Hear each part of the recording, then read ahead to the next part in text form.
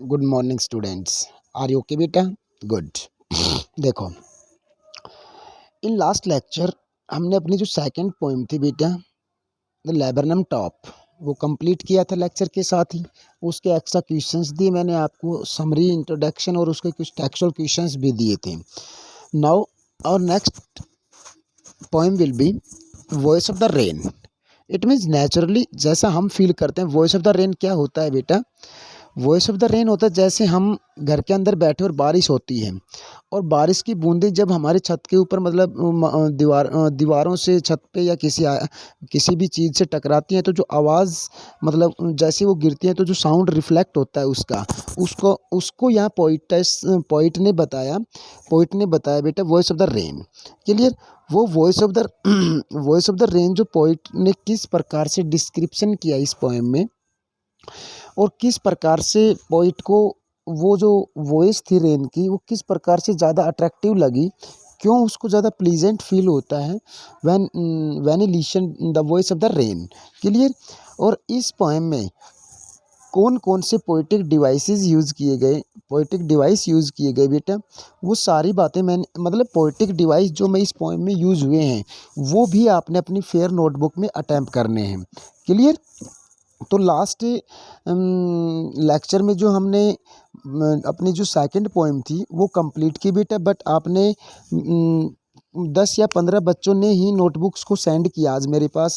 तो आज सभी बच्चे इस पोएम को करने से पहले पहले मेरे पास अपनी लास्ट पोएम जो थी लेबरनम टॉप उसको सेंड करेंगे बेटा, और नेक्स्ट पेरेंट सिग्नेचर के साथ सेंड करने के बाद में इस पोएम को आप नेक्स्ट पेज से डेट के साथ इसको ऐड करोगे अपनी फेयर नोटबुक में। Clear? Is it clear? Okay बेटा। तो देखो, पहले वॉइस ऑफ द रेन जो पोएम है इसका इंट्रोडक्शन मैं आपको करवाता हूँ। Are you ready? Okay, let's start बेटा। The poem the voice of the rain is written by Walt Whitman. Clear? Walt Whitman के द्वारा लिखी गई। It is a conversation between the poet and the rain. कहता है ये जो poem है ये conversation between rain and the poet और जो बारिश है उसके बीच की वार्तालाप है। इट मीन्स कन्वर्सेशन, फीलिंग्स है। The rain explains it's eternal journey. Eternal means क्या होता है बेटा? अनएंडिंग, मतलब लास्ट टाइम तक, मतलब अनएंडिंग जो मैंने बोल दिया, that's enough for eternal. Clear? तो कहता है the rain explains it's eternal journey in its birth place. मतलब रेन जो है वो पोइट को बताती है, एक्सप्लेन करती है पोइट के सामने क्या भाई उसकी जो बर्थ प्लेस जो है, इट मीन्स रेन कहाँ से, बारिश कहाँ से उत्पन्न होती है और उसकी जो जर्नी होती है पृथ्वी पे आने की, उसके बारे में एक्सप्लेन करती है। अर्थ टू द पोइट, कहते हैं birth place to earth to the poet. हाँ ठीक है ना, जहाँ से पैदा हुई वहाँ से, वो तो हो गया उसका बर्थ प्लेस, और मतलब जहाँ से उठता है पानी फिर बादलों में जाता है फिर वापस ज़मीन पे आता है। तो कहता है जहाँ से बारिश का पानी उठता है वो बर्थ प्लेस हो गया बेटा, और फिर नीचे फिर दोबारा से ज़मीन के ऊपर आना उसकी क्या हो गई? जर्नी हो गई। उसके बारे में पोइट को बताता है बारिश। क्लियर? तो समझ में आया बेटा? बस यही इस पोएम की जर्नी जो है हमारी बारिश की, वही उसी को डिस्क्रिप्शन किया गया है। अब देखो, इसकी समरी में पूरी पोएम आपको अंडरस्टूड हो जाएगी बेटा, ये होप, ऐसा मैं मानता हूँ, अगर आपने कंसंट्रेट किया तो। अन्यथा अगर आपने कंसंट्रेट नहीं किया तो दैट्स मतलब आई कांट एक्सपेक्ट कि भाई आप कर पाओगे। तो देखो समरी में क्या क्या क्या है। इन द पोएम, इस कविता में द पोइट आस्क कहता पोइट पूछता है the soft falling shower. Soft falling, बिल्कुल सॉफ्ट फॉलिंग, बिल्कुल सॉफ्ट गिरने वाली शॉवर मीन्स कहता है हल्की बारिश की बूंदें। कहता है हल्की बारिश की बूंदों से पोइट पूछता है हु आर यू, आप कौन हैं। टू विच, जिसके ऊपर सी रिप्लाइज, बारिश ने जवाब दिया that she is the poem of earth, कि बारिश ने कहा भाई मैं तो ज़मीन की कविता हूँ, मतलब ज़मीन को एक नया रूप देने वाला रिफॉर्मर हूँ। It is a strange thing for the rain. कहता ये बारिश के लिए बड़ी विचित्र सी बात है to reply to the poet, मतलब पोइट का हु आर यू का जो आंसर रिप्लाई करे बारी से उस वर्डिंग्स को या उस रिप्लाई करना बारिश के लिए, रेन के लिए पोइट को कहता है ये बड़ा विचित्र सी बात थी। द रेन टोल्ड, रेन ने कहा, जब पोइट ने रेन से पूछा हु आर यू, तो उसके ऊपर रेन ने कहा द पोइट को that she can't be touched as she rises in the form of a water vapour in the sky from the land. कहते हैं पोइट बारिश बोलती है सी कांट बी टच्ड, उसको छुआ नहीं जा सकता, एज जैसे ही sea rises in the form of water vapour, कहता है जैसे ही पानी के फॉर्म ऑफ वाटर, पानी के रूप में जब वो पृथ्वी से ऊपर उठती है, इन द स्काई आसमान में, फ्रॉम द लैंड ज़मीन से, तो उसको छूना मतलब टच नहीं कर सकते। एंड द बॉटमलेस सी, कहाँ से बेटा, कहता है जो बॉटमलेस स्तःहीन जो समुंदर हमारे हैं, सी जो हैं, उनमें से जब पानी के रूप में ऊपर उठती है ज़मीन से, उस वक्त उसको टच करना, हम उसको टच नहीं कर सकते। इट चेंजेज इट शेप, कहता है इट चेंजेस, कहता है बारिश उस पानी जो ऊपर उठता है उसके आकार को चेंज कर देती है, yet it remains the same, या फिर वो उसी रूप में रहे। The vapour changes into clouds, कहता है ऊपर उठा हुआ पानी जो है, वाष्प जो है, वो चेंजेस बदल जाता है इनटू द क्लाउड्स, बादलों में, ड्यू टू कंडेंसेशन, कहता है ड्यू टू कंडेंसेशन, कहता है ऊपर condensation means together, all together, it means ऊपर जाकर पानी पूरा जब बादलों का फॉर्म करता है, रूप बनाता है, तो उसका शेप चेंज हो जाता है। नेक्स्ट पैराग्राफ बेटा समझ में आया। नेक्स्ट पैराग्राफ इसका है समरी का, देखो कि भाई the vapour changes into clouds due to condensation, ठीक है।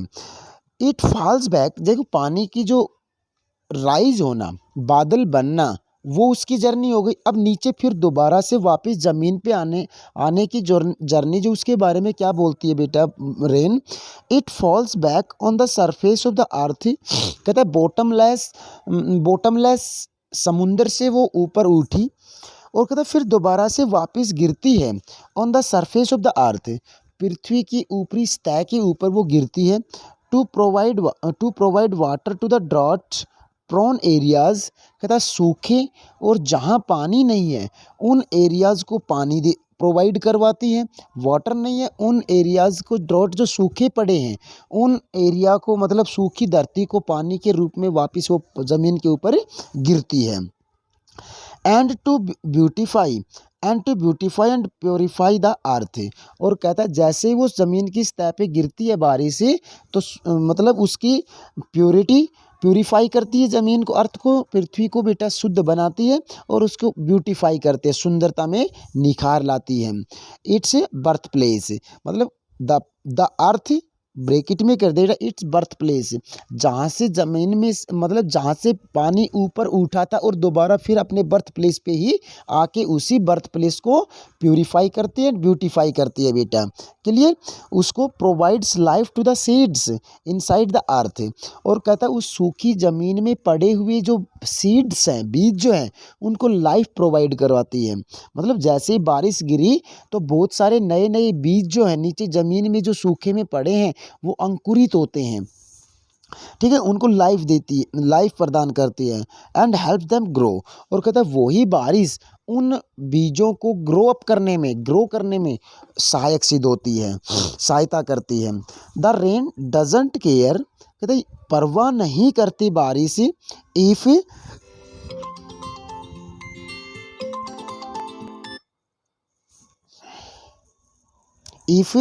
बी कंटिन्यू प्लीज़ बेटा, एक मिनट, ये फ़ोन आ गया था एक बच्चे का, तो अभी आप कंटिन्यू रहेंगे, बीच में आप डिस्टरबेंस हो गया था, उसके लिए बेटा sorry, but you will continue with me. देखो कहता है हाँ ठीक है, seeds inside the earth and help them grow, कहता है उन बीजों को ग्रो अप होने में सहायता करते हैं, मतलब बारिश उन बीजों को ग्रो अप करने में उनकी सहायता करती है बेटा। क्लियर। नेक्स्ट क्या भाई, the rain doesn't care if anyone bothers about our deeds और नॉट। कहता है बारिश केयर नहीं करती, परवाह नहीं करती बेटा किसकी, कि भाई कोई भी anyone, anyone bothers about her, कि भाई कोई भी बारिश के बारे में बोदर करे, चिंता करे या ना करे, इस बात की बारिश को कोई परवाह नहीं है। सी कंप्लीट्स हर वर्क। कहता है बारिश ज़मीन पे आई, उसने अपना काम पूरा किया, एंड कम्स बैक होम, और वापस कहाँ चली गई बेटा, अपने बर्थ प्लेस पे, अपने घर में चली गई, इट मीन्स ज़मीन में चली गई। The poet also compares the rain with a song. कहता है बारिश को, पोइट जो हैं, कवि जो हैं, बारिश को एक सॉन्ग के साथ कंपेयर करते हैं, गीत के साथ कंपेयर करते हैं, एज द बोथ, जैसे कि दोनों गीत और बारिश शेयर ए कॉमन जर्नी। कहता है जो सॉन्ग होता है वो भी, और बारिश की जो जर्नी को बताया, दोनों की जर्नी जो है वो कॉमन बताया। कैसे, कि भाई हम सॉन्ग करते हैं, मतलब अपने जबान बोल करके, और हम ही उसको ग्रहण करते हैं आवाज़ को, बिल्कुल उसी प्रकार से ज़मीन से निकलती है बारिश और फिर वापस ज़मीन में ही आ जाती है। तो कहता है बिल्कुल उनकी जर्नी जो कॉमन बताई। The song originates from the hearts of the singer. कहता है जो सॉन्ग हमारा है, मतलब सॉन्ग जो गीत जो है वो ओरिजिनेट्स, मतलब शुद्धता, एक सिंगर के हार्ट से निकली हुई शुद्धता का प्रतीक है। Travels across to fulfil the aim. कहता है जो गाने का जो एम होता है उसको पूरा करता है। And comes back with do love for the singer it's originator. और कहता है वापस आ जाता है कहीं भी जहाँ मतलब ऑलरेडी स्टोरेज होता है सिंगर के पास, तो उसकी ओरिजिनलिटी। क्लियर। तो बिल्कुल उसकी जर्नी जो बताई सॉन्ग की, और भाई बारिश की जर्नी जो बताई बेटा वो कॉमन बताई पोइट ने। क्लियर। तो ये इसकी समरी थी। अकॉर्डिंग समरी बेटा you will read the whole poem, whole stanzas, and after this you will attempt the textual questions. आपके नेक्स्ट लेक्चर में मैं आपको इसके एक्स्ट्रा क्वेश्चंस दूंगा, बट उससे पहले यहाँ इसमें लिटरेरी डिवाइसेस, जो पोइटिक डिवाइसेस हमने करवाए थे अपनी 10th क्लास में, वो भी इस पोएम में यूज़ किए गए हैं। तो ये आपने पोएम और पोइट नेम के नीचे बेटा सबसे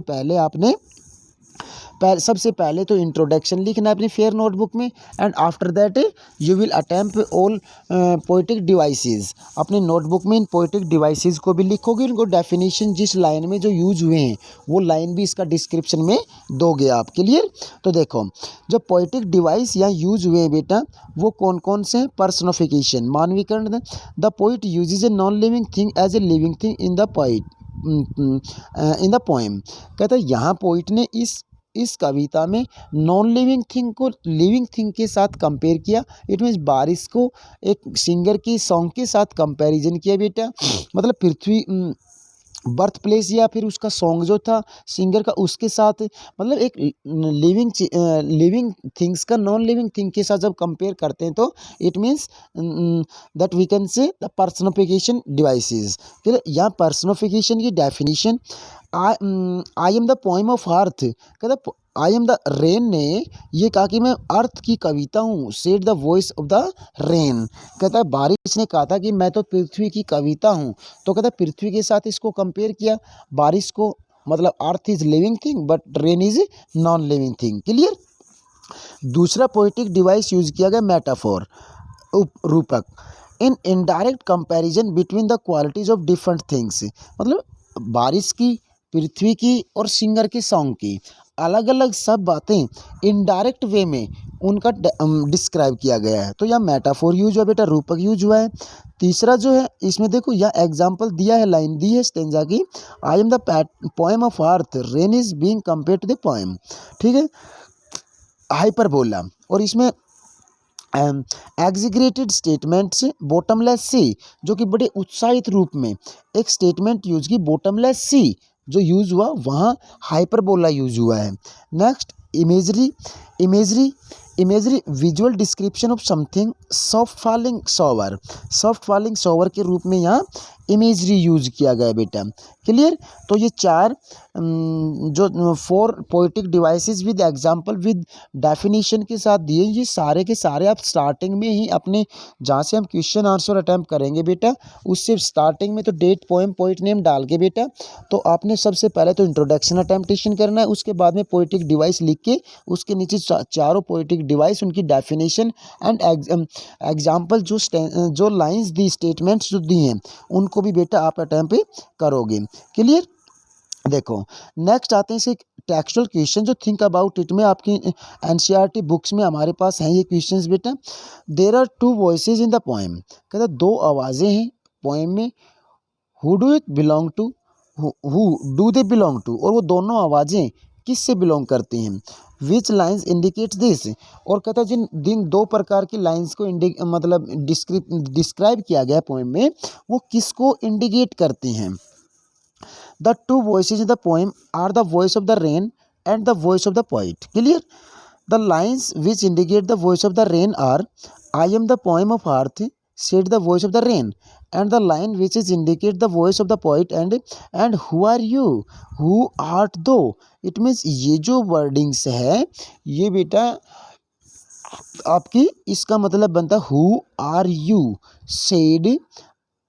said to the soft falling shower. It means poet की और रेन की जो बातें हैं और जो स्टेटमेंट पोइम में दी गई, उनसे यहाँ एक्सप्लेन किया गया है।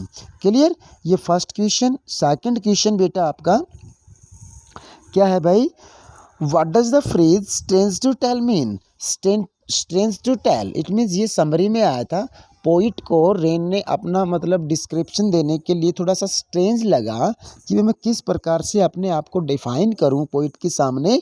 व्हाट डज द फ्रेज, जो वाक्यांश हमारे पास है स्ट्रेंज टू टेल, इसका क्या मतलब है। द फ्रेज वाक्यांश strange to tell means that it was strange for the soft falling rain. ठीक है। To reply to the poet's question, जब पोइट ने क्वेश्चन पुटअप किया हु आर यू, तो कहता है रेन के लिए बड़ा स्ट्रेंज लगा कि भाई मैं इसका आंसर किन वर्डिंग्स में कैसे दूं। When the poet asked the rain, जब पोइट ने रेन से पूछा who are you, the rain replied I am the poem of the earth. Clear बेटा। नेक्स्ट क्वेश्चन जो आपका है थर्ड, वो देखो, there is a parallel drawn between rain and the music, कहता है बिल्कुल रेन और म्यूजिक के ऊपर पैरेलल ड्रॉन, इट मीन्स दोनों को एक समान बताया। विच वर्ड्स इंडिकेट दिस, मतलब कौन से ऐसे पोएम में वर्ड्स आए आपके सामने जो इन दोनों की पैरेललिटी को शो करते हैं।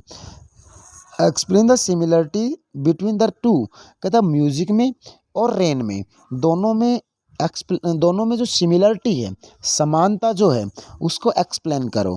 क्लियर बेटा। देखो इसका आंसर बेटा, the lines for the song issuing from its birth place, कहता सॉन्ग जो है वो भी बर्थ प्लेस से इशू होता है।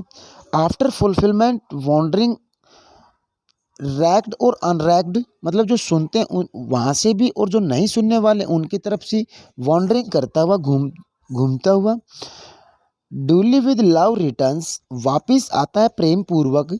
Drawers a parallel between rain and the music, here the poet compares the ice life cycle of the rain, कहता है इस पोएम में पोइट जो है बारिश के जीवन चक्र का वर्णन करता है। एंड द सॉन्ग, और गाने का, गीत का। As the song originated from the heart of the singer, कहता है सॉन्ग जो है वो प्रोड्यूस होता है, ओरिजिनेटेड होता है हार्ट ऑफ द सिंगर के हार्ट से। वांडर्स टू द वर्ल्ड, घूमता है। वेदर लाइक्ड और नॉट, चाहे उस सॉन्ग को पसंद किया जाए या ना किया जाए। Comes back to its birth place in the end with lots of love, और कहता अंत में वो सॉन्ग मगर किसी ने लाइक किया डिसलाइक किया, विदाउट एनी केयर, वो वापस जहाँ से पैदा हुआ था वहीं ए लॉट ऑफ लव के साथ वापस आ जाता है। सिमिलरली, बिल्कुल उसी प्रकार से, द रेन, बारिश की तरह, that originates from the earth birth place, कहता जो कि पैदा होती है अपने बर्थ प्लेस ज़मीन से। Fulfil its duty to beautify and purify the earth, कहता है पूरा करती है अपनी ड्यूटी को, अपने कर्तव्य को। क्या करती है भाई, इसका ड्यूटी क्या है, रिस्पॉन्स मतलब इसका कर्तव्य क्या है रेन का, कि भाई purify and beautify the earth, उसको प्यूरीफाई करती है, शुद्ध करती है, एंड ब्यूटीफाई सुंदरता बढ़ाती है, एंड वॉन्डर्स और मतलब नीचे आती है, and comes back with love for its creator, और जहाँ से पैदा हुई थी क्रिएटर क्या होता है, पैदा करने वाला, जहाँ से पैदा हुई थी वहीं वापस ही आ जाती है प्रेम पूर्वक। क्लियर बेटा। नेक्स्ट क्वेश्चन क्या है भाई, how is the cycle movement of the how is the cyclic movement of the rain brought out in the poem, कि भाई किस प्रकार से इस पोएम में रेन का साइक्लिक बताया है। Compare it with what you have learned in science, कि भाई आपने साइंस में पढ़ा कि भाई रेन को किसके साथ कंपेयर किया गया। इन द पोएम मतलब अकॉर्डिंग दिस पोएम, इस पोएम को, the water rises from the land and the bottomless sea in the form of a vapour. Clear. It then changes its form, transform it into clouds. It comes down to earth in the form of rain, which was drought, provide water, give life to unborn and latent seed. बेकार पड़े बीजों को inside the earth, जमीन के अंदर जो मतलब जो अनबॉर्न, जो बेचारे अंकुरित नहीं हुए हैं, या फिर बेजान लेटेंट बेकार पड़े बीजों को लाइफ देती है inside the earth. The rain purifies and beautifies the earth. Clear.